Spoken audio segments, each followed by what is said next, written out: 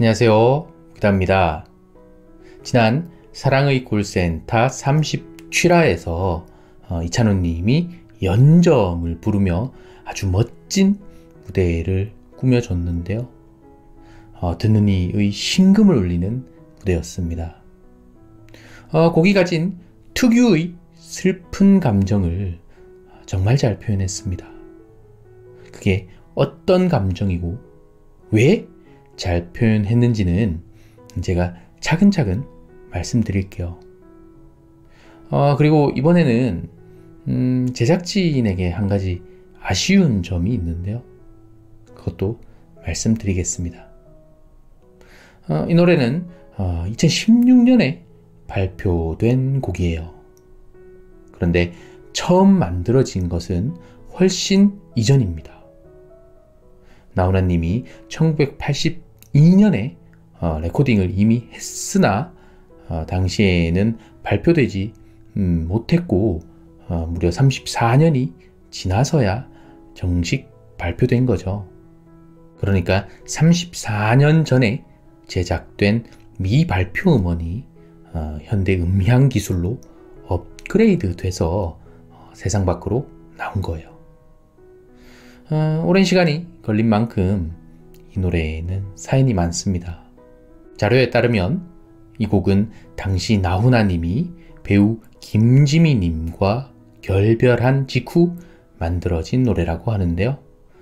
이 곡의 가사를 쓴 작사가 신일성님은 처음부터 두 사람의 결별을 모티프로 쓴 것은 아니지만 가사가 두 사람의 상황과 딱 맞아떨어져서 나훈아 씨에게 이 곡이 간 것으로 안다. 당시 나훈아님이 이 곡에 무척 애착을 갖고 녹음을 했다. 라고 말했습니다. 나훈아님이 얼마나 진정성 있게 이 노래를 불렀는지 알 수 있는 부분이죠. 노래에서 느껴지는 애절함은 이 때문이 아닌가 생각합니다. 노래가 참 명곡입니다. 가사도 좋고 음악도 좋아요. 헤어진 여인을 향한 사나이의 애달픈 심정을 그리고 있는데요. 도입부부터 매우 특별하게 진행됩니다. 이슬비가 내리네. 이 부분을 들어보면 여러분도 다른 곡들과는 뭔가 다르다는 걸 충분히 느끼시죠. 이 코드 진행이 일반적인 도입과는 달라서 그런 건데요.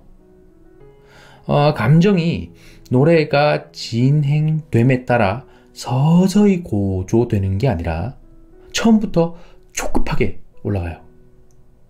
그만큼 이 노래에서 전하고자 하는 메시지가 분명하다는 거예요. 이별했다. 슬프다. 그걸 처음부터 보여주면서 강조하는 거죠. 그러므로 이 노래에서는 이별로 인한 슬픈 감정이 제일 중요해요. 감정. 그 감정이 어떤 감정인가도 중요한데요. 이 곡에서는 문학적인 표현 기법이 사용됐어요. 이슬비는 못다한 사랑의 눈물이라고 은유적으로 표현한 거죠. 상당히 좋은 표현이에요. 화자의 복잡한 감정을 일일이 말하지 않고도 효과적으로 드러냈으니까요. 말하자면 나는 지금 사랑 때문에 눈물을 흘려. 그런데 그 눈물은 이슬비 같다 라는 거예요. 이슬비는 장대비랑 다르죠. 가늘고 조용히 내리는 비예요. 그러니까 화자는 지금 엉엉대며 격하게 우는 게 아니라 조용히 삼키듯 우는 거예요. 사랑하는 사람과 이별을 맞았지만 그 이별을 격렬히 부정하는 게 아니라 사나이답게 받아들여요. 하지만 아쉽고 그리운 감정은 어쩔 수 없어서 남몰래 오는 봄비처럼 소리 없이 눈물을 흘리죠. 상대에 대한 원망이 결코 부정적으로 흐르지 않아요. 떠난 사람을 증오하지 않아요. 그 사람을 연민으로 바라봐요. 그런 점에서 이 곡은 강함 속에 부드러움을 간직한 진짜 사나이의 감정을 담고 있는 노래라고 할 수 있습니다. 이별을 맞았지만 그토록 사랑하던 사람에 대한 존중이 담겨 있어요. 그리고 아름다움이 담겨 있어요. 그 사람 역시 나와 같은 눈물을 흘릴 것이라고 생각하니까요. 그 어떤 노래보다 애틋한 감정이 담긴 노래라고 할 수 있습니다. 그렇기 때문에 이 노래를 부를 땐 그만큼 잘 불러야 합니다. 감정을 잘 살려서. 그럼 이찬원님은 말할 것도 없죠. 일단 선곡을 기가 막히게 했어요. 사나이의 묵직한 톤, 거기에 섬세한 감정 표현을 더할 수 있는 사람, 누가 더 있습니까? 사실 이 곡은 부르기 진짜 어려운 노래입니다. 꺾기야 말할 것도 없고, 강약 조절, 장단 조절, 감정 조절, 모든 게 까다로운 노래입니다. 그런데 이찬원님은 이런 것들을 참 잘 해냅니다. 늘 그랬듯이 최선을 다해 노래합니다. 곡이 가진 감정을 잘 해석하고 재현해서 듣는 이에게 제대로 전달하려 노력합니다. 겸허하고 진중한 자세로 노래를 존중합니다. 그뿐입니까? 노래를 들을 시청자와 팬분들도 존중합니다. 혹여 감정이 흐트러질까 최대한 집중하죠. 그런 이찬원님을 보며 당연히 시청자도 집중합니다. 훌륭한 노래에 깊게 빠져듭니다. 그런데 이걸 제작진이 잘 살리지 못하고 오히려 방해하는 형국이 된 건 아닌가, 조금 아쉽습니다. 말씀드렸다시피 이 곡은 매우 섬세한 감정, 아주 애절한 감정을 가진 곡입니다. 그런 곡에 가창자도 집중하고 시청자도 집중하는데 제작진이 그 집중력을 흐트려 놔서는 안 되죠. 방송을 보신 분이라면 알겠지만 이번 무대에서 그 붐님의 옛날 활동 모습이 노래방 화면에 나오면서 돌발 상황이 만들어졌는데요. 의도치 않게 유쾌한 상황이 발생한 건 제작진으로선 어쩔 수 없는 부분입니다.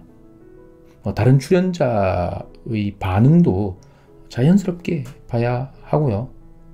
그런데 제작진이 좀 더 세심했다면 이 부분을 편집으로 적절히 처리할 수 있었으리라 봅니다.